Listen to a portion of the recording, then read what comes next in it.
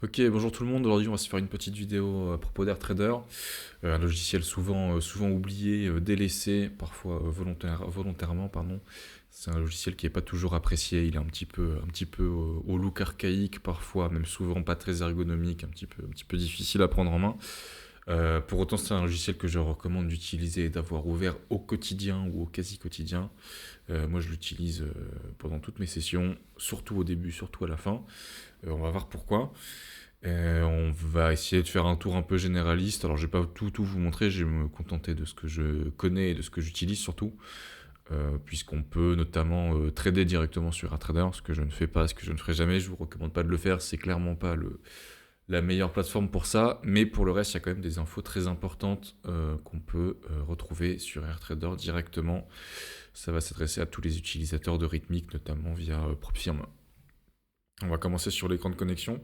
Alors l'écran de connexion, ça c'est quelque chose qui est souvent confus pour les débutants. Il est coupé en deux parties identiques, puisqu'on nous demande deux fois de mettre notre identifiant, notre mot de passe, le serveur, etc.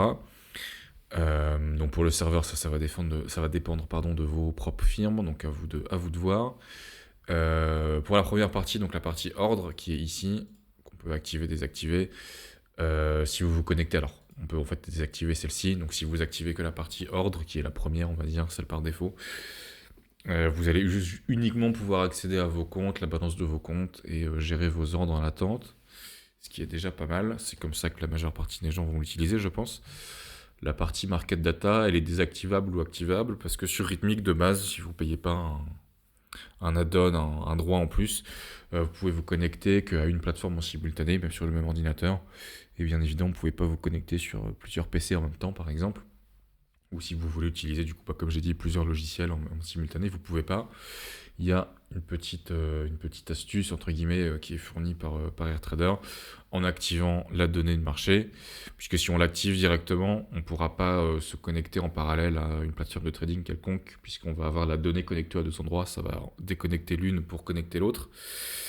Donc bien souvent, les gens qui utilisent AirTrader désactivent la donnée de marché. Cependant, il y a une petite astuce en l'activant et avec le mode plugin, on verra ça dans une autre vidéo, qui est un système qui permet de rebalancer la donnée de AirTrader à travers votre PC sur plusieurs logiciels ouverts. Vous pouvez trader avec plusieurs logiciels en même temps.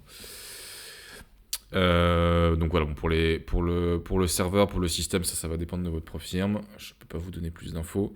Dernier petit détail ici, ce bouton-là, je vous déconseille de le cocher. En gros, si vous cochez ce bouton, ça va regrouper les ordres par paquet. Ça peut éventuellement être une solution de très dernier recours si vous avez des gros problèmes avec une mauvaise connexion, un très mauvais PC, mais bon, ça aide rarement. Je vous déconseille de le cocher. Et il faut surtout pas le cocher si vous aimez utiliser des outils de volume qui ont besoin d'infos précises, comme le volume profile par exemple ou le footprint, puisque si vous le cochez, les informations vont être regroupées et vous aurez plus des informations précises de temps d'exécution, de temps de volume à tel niveau de prix. Vous allez avoir quelque chose de regroupé, ça ne sera pas parfaitement défragmenté, on va dire.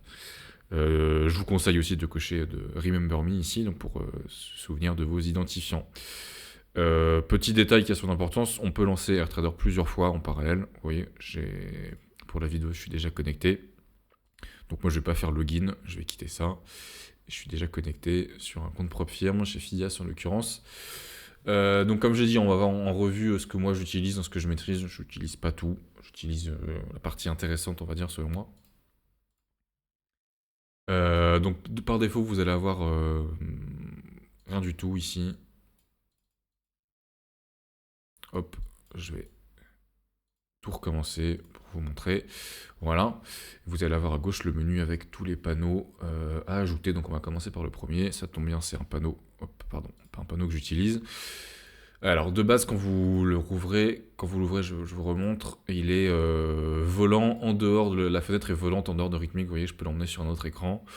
Moi, je préfère avoir les choses un peu compactes sur la même fenêtre pour AirTrader. Donc, il faut cliquer sur comment ça s'appelle, le petit trombone, pardon, ici, et ça va vous intégrer la fenêtre dans tout cet espace ici, là, dans lequel vous pouvez arranger les choses comme bon vous semble. Voilà, donc la première fenêtre, je l'avais un peu comme j'ai l'habitude, la fenêtre d'ordre récent. Le nom est tout à fait clair. Vous allez avoir dans cette partie-là les ordres complétés. Vous pouvez voir vos exécutions, voir s'il y a eu des soucis, y compris des ordres annulés. Et ici, la partie la plus importante, vous allez pouvoir voir des ordres en attente. Donc une des raisons principales d'utiliser AirTrader, c'est de vérifier si vous n'avez pas des ordres en attente. On voit souvent des soucis avec Rhythmic, qui n'est pas une plateforme parfaite, un flux parfait. Pareil, les plateformes directement de trading sur lesquelles vous placez vos ordres, aucune n'est parfaite, aucune n'est 100% fiable, pardon. Autant qu'on puisse aimer nos différentes plateformes, ne faites jamais 100% confiance à votre plateforme de trading. La vraie vérité, si je puis dire, elle est sur AirTrader, et c'est pour ça que c'est important d'avoir AirTrader d'ouvert pour contrôler vos ordres. Moi, la partie que j'utilise le plus, c'est vraiment cet encart-là, Working Orders, donc ordre en attente, ordres qui sont en train de travailler, pour contrôler que j'ai pas d'ordre ouvert, notamment en fin de session, avant de tout couper, avant de fermer les graphiques. Vraiment vérifier que j'ai pas d'ordre en attente. Et évidemment, par extension, pas de position en attente, mais ça, c'est souvent plus facile à repérer. Le deuxième panneau, qui est le panneau position. Moi, je l'utilise pas, puisque les positions, je les contrôle directement sur mon logiciel de trading. On verra que c'est un peu redondant avec le panneau suivant que j'utilise. Donc, pour voir les positions en cours. Mais les informations sont un peu redondantes. Pareil, on peut cliquer sur le petit trombone pour l'intégrer. Je vais pas passer celle-ci en revue. L'onglet performance qui est souvent utilisé. Moi, j'avoue, je l'utilise pas trop. Mais en gros, là, vous voyez, par exemple, j'ai des comptes que j'ai tradés. Vous pouvez voir plus en détail la performance sur chaque compte. Alors là, la journée est finie. Je peux pas cliquer sur... Ah si, pardon. Je me suis trompé de bouton. Voilà. On peut voir plus en détail chaque exécution de vos trades, avec le temps passé en trade, etc. Donc pour ceux qui n'ont pas trop de logiciels de journaling, on va appeler ça comme ça, c'est une bonne première piste d'aller regarder cet écran-là si vous voulez des infos un peu du temps en position, le PNL de chaque trade, etc., les heures d'exécution, etc. Moi, je ne l'utilise pas trop, j'avoue, mais c'est une fenêtre qu'on voit souvent être utilisée chez les utilisateurs de AirTrader, qui peut être plutôt pertinente. Pareil, si vous voulez utiliser, vous pouvez l'intégrer avec le trombone, vous faire votre petit affichage. Voilà. Alors, on va sauter un petit peu quelques pages là qui sont pas vraiment intéressantes, puisqu'on va avoir des carnets d'ordre, des order books, etc., vont être des outils plutôt pour trader directement sur AirTrader, ce que moi je ne fais pas et ce que je vous déconseille de faire. Donc on va sauter directement au Trader Dashboard, qui est la fenêtre la plus importante. Je vais de suite l'intégrer, la mettre comme j'ai l'habitude. Voilà. Trader Dashboard, c'est le plus important, c'est là que vous allez tout voir. Vous allez pouvoir avoir votre liste de comptes, contrôler votre PNL s'il est bon à la fin de la journée, contrôler vos frais, contrôler si vous avez des positions ouvertes, des ordres en attente. Vous pouvez le voir aussi à côté, mais au moins vous avez une confirmation. Repérer vos comptes, voir le drawdown maximum qui est autorisé. Ce que je vous conseille de faire, alors ça marche sur n'importe quelle fenêtre où vous avez plein d'infos comme ça, plein de colonnes. Sur celle-ci, je la modifie pas trop, puisque moi je veux juste voir s'il y a des ordres en attente, je me fiche un peu du détail. Par contre ici, c'est vraiment un peu confus de base. Vous pouvez faire clic droit sur n'importe quelle colonne, vous faites la première option, et vous allez avoir une grande liste de choses à ajouter ou enlever. Moi je vais en enlever, je vais vous montrer un petit peu ce que j'aime mettre.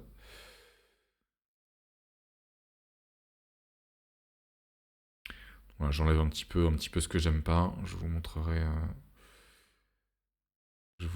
le détail après. Il y a beaucoup de choses de base qui servent pas trop, notamment des choses qui sont par rapport aux options. On va voir là juste après, il y a pas mal de... Pareil, là, la devise du compte, je m'en fiche un petit peu. Vous voyez, il y a des colonnes là. Tout ça, ça concerne plutôt les options. C'est des colonnes qui sont peu utilisées en profirme, donc ça ne sert à rien. Vous voyez, elles sont vides, toute cette série-là. Je vous conseille de faire le ménage, puisque moi, c'est vraiment la fenêtre que je vais regarder le plus. Donc j'ai envie qu'elle soit propre, comme ça, en un coup d'œil, pardon. J'ai vraiment tout de disponible, j'ai pas trop de trucs à regarder. Pareil ici, là, ça concerne les options. On peut enlever tout ça. Hop, les commissions, moi j'aime bien les garder.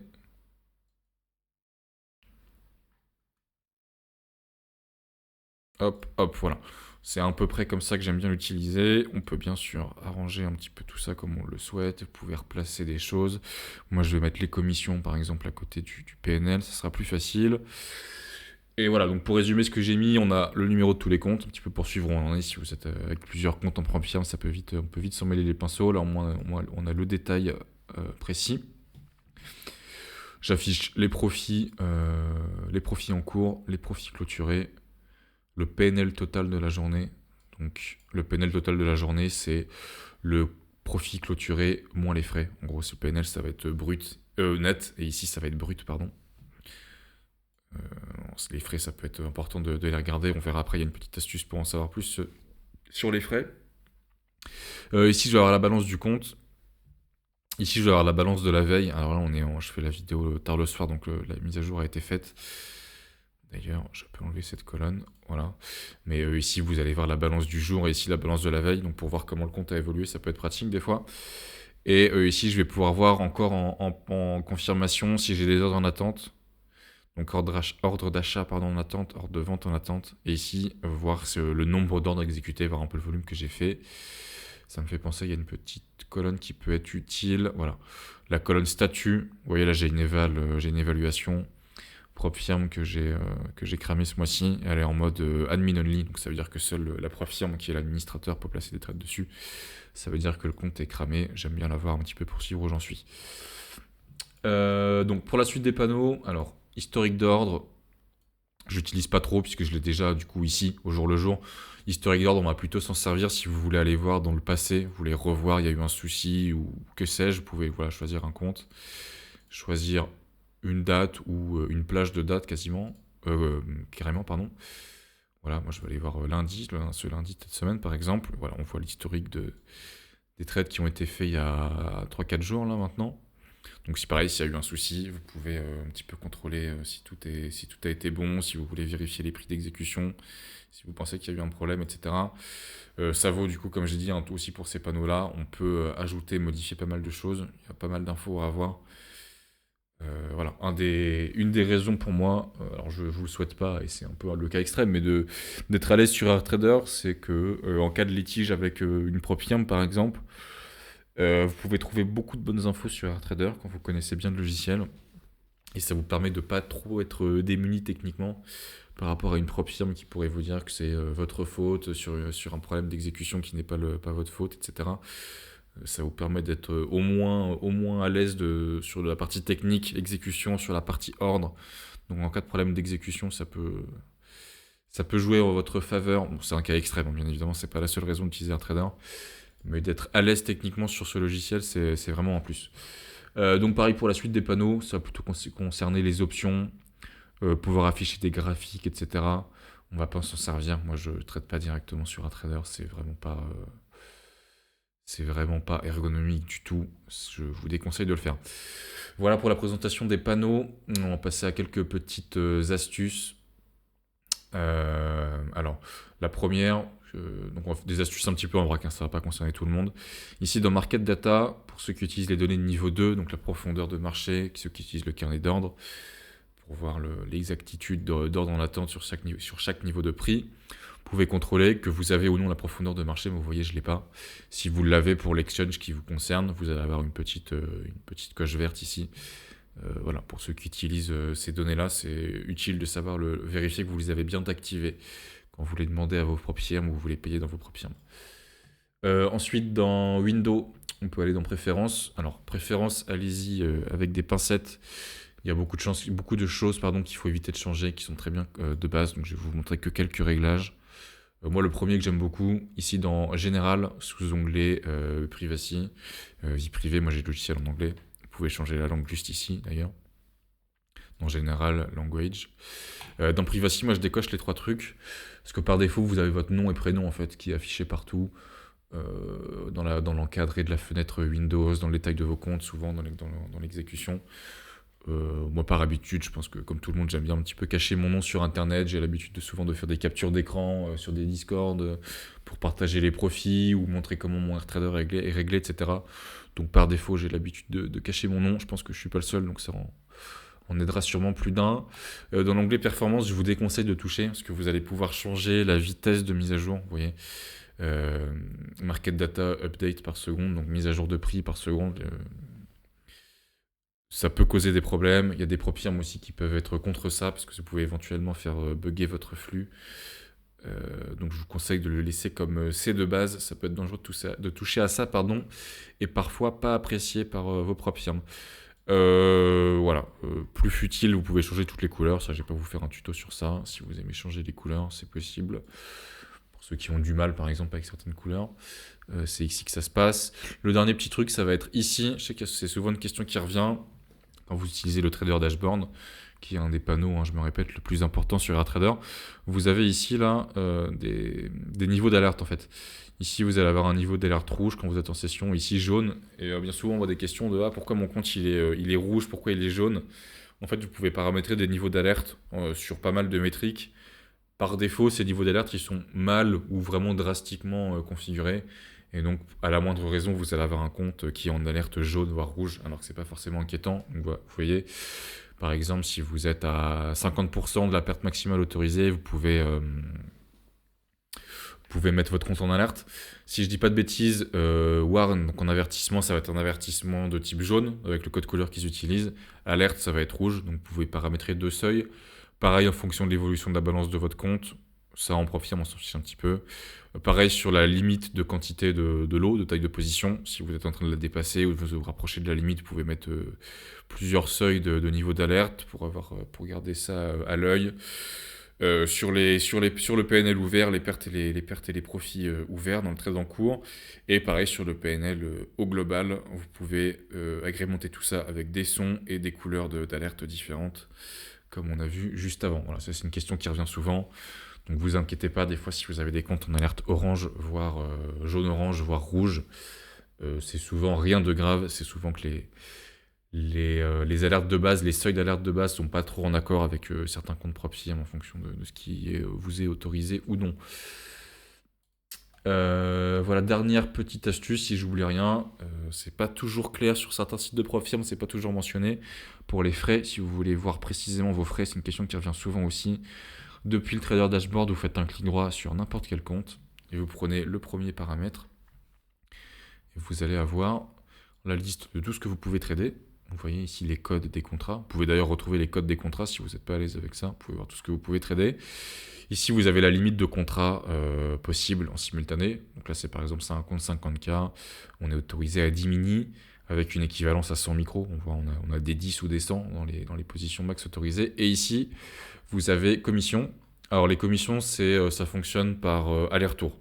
Là, vous avez le prix que pour une intervention, on va dire, une manipulation.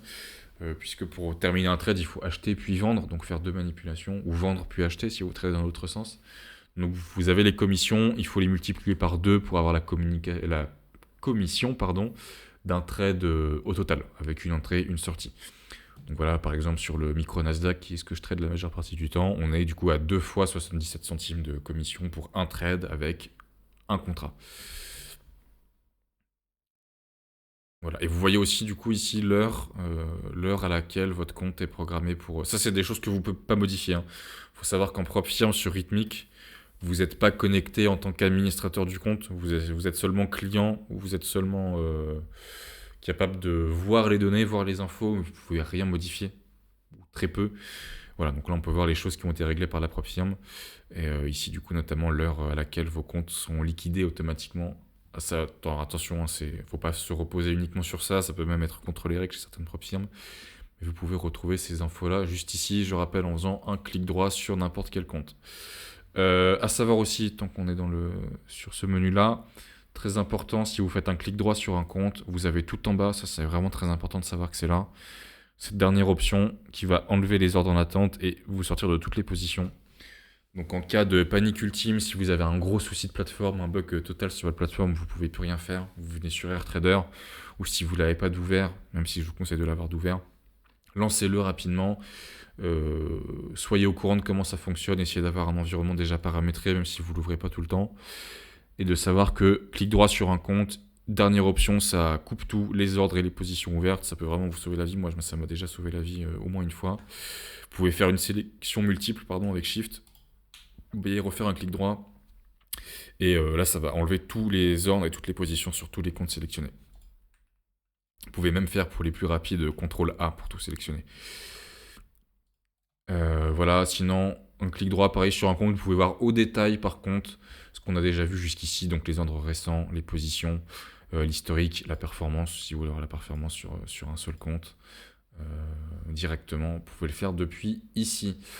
je vous invite à regarder mon autre vidéo qui est en rapport avec Rhythmic sur l'horloge de Windows. C'est une vidéo importante, je l'ai fait à part parce que ça va concerner aussi les gens qui veulent pas utiliser un trader, donc je vous conseille d'aller voir cette vidéo. Je suis désolé si j'ai pas tout couvert, comme je vous ai dit, je vous montre l'essentiel de ce que j'utilise et de ce qui est utile en dehors de utiliser un trader pour trader directement dessus. Ce que je vous déconseille de faire ça, c'est vraiment pas ergonomique du tout de base, et ça l'est vraiment encore moins pour trader.